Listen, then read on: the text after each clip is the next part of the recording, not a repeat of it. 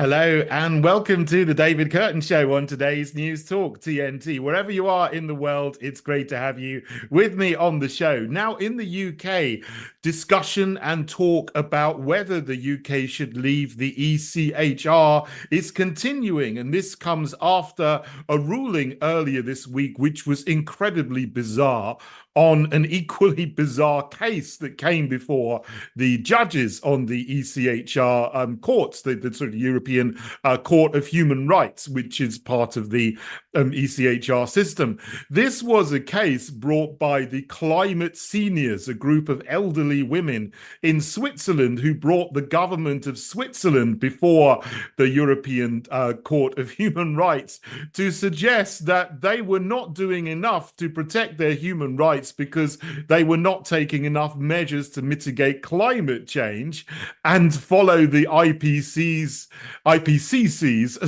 suggestion that all countries need to reduce emissions of greenhouse gases so that the Earth doesn't warm up more than 1.5 degrees Celsius by the end of the century. So essentially, the court ruled in their favor, which means that the Swiss government is now responsible for the weather.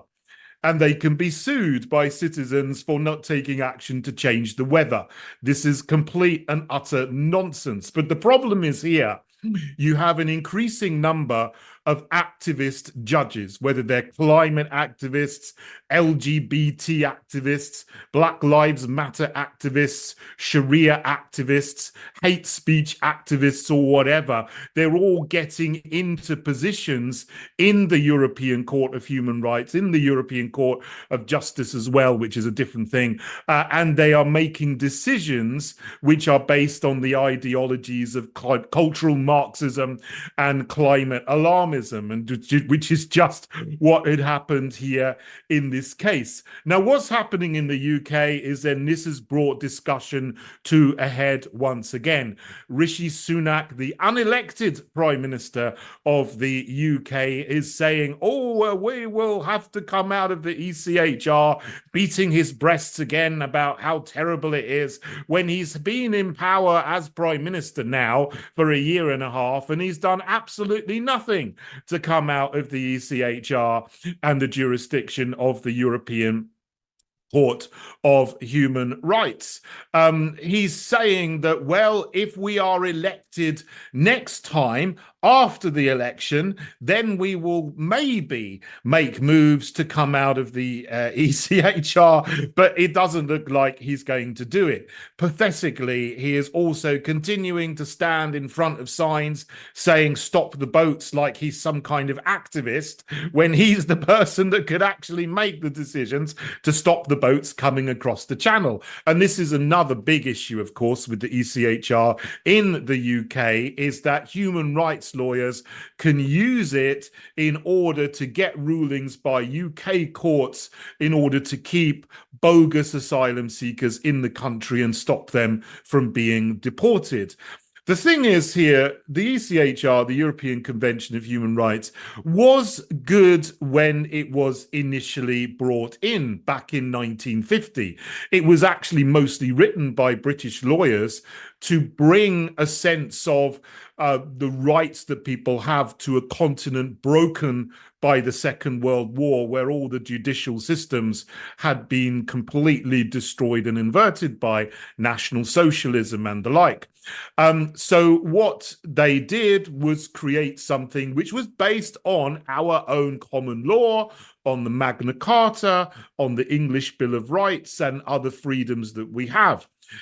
In the 75 years since then, however, with all of these activist judges, they now interpret the European Convention on Human Rights in increasingly twisted ways, and then bring in all kinds of erroneous rulings and judgments which would never, ever have been considered and envisaged by the people who initially wrote it to help out the nations on the European continent who were broken at the time.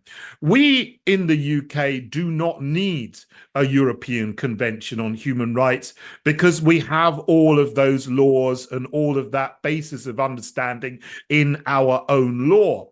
But coming out of it, will only be half the problem. It will be very good, and it may be that we can stop the boats from coming over and we can start to deport bogus asylum seekers without their getting held up in the British courts by activist lawyers. But we also have an increasing number of activist lawyers here in the UK as well. This is a problem, particularly with the younger generations that are now going through law courses in universities that have been captured by cultural Marxists. So we need to get out of the court in Strasbourg and stop that having any jurisdiction over us. But we also need to ensure that lawyers and judges that are appointed to the benches in Britain are not beholden to the same cultural Marxist ideology that we need to come out of in Strasbourg. Only then will we be able to return to common sense and make decisions in our own country about our own laws, which are not beholden to the nonsense of climate alarmism and cultural Marxism.